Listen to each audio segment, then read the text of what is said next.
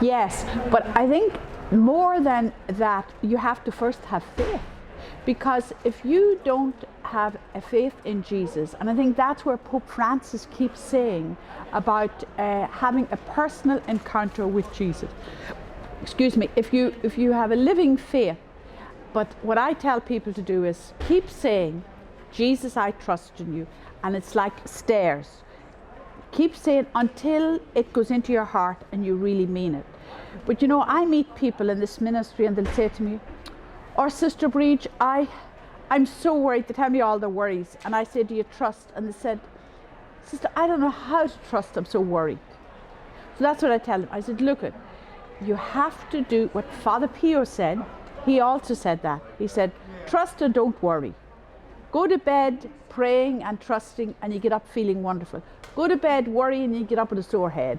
So I give them all this practical advice, and then I tell them, say the Divine Mercy. And I tell them especially, you know, my brother, who was a little country farmer in Ireland, and he wasn't super religious, like he went to Mass and a lot of Catholics do, but he wouldn't be somebody that you would say was on fire. And he was next to me. He was older than me, so we were partners in crime when we were growing up in everything. But he got cancer, and for many years he never complained. He had this extraordinary sense of humour.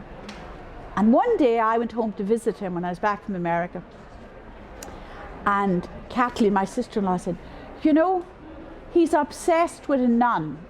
Well, around that area I'm called the nun."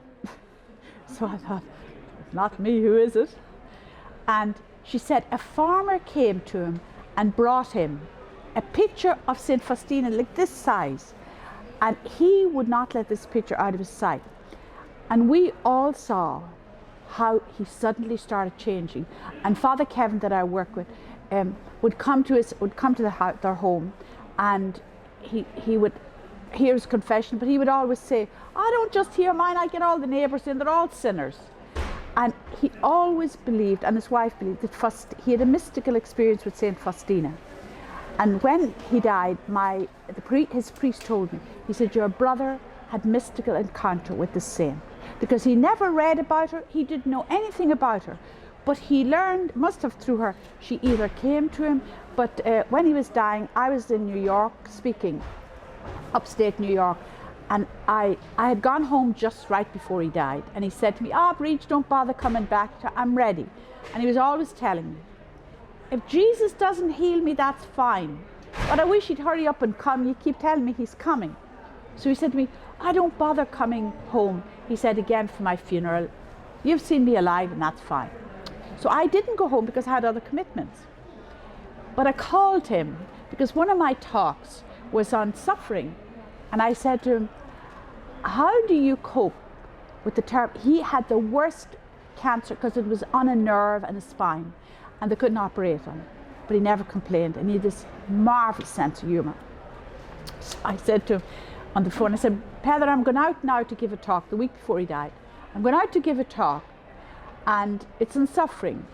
And I said, "You know, I noticed you're always full of joy. Your wife said, of 30 or plus 40 years, that you never complain and that you love neighbours. She has made like hundreds of cups of tea because they came in droves to see him.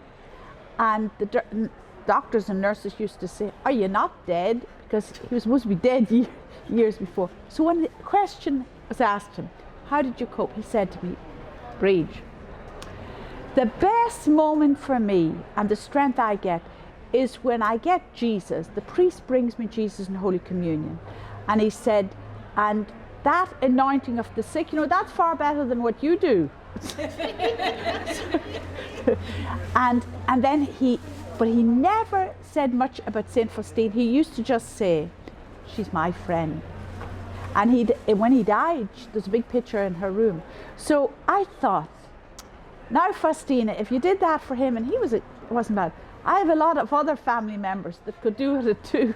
So I honestly believe that my Divine Mercy chaplets for Heather brought that experience to her.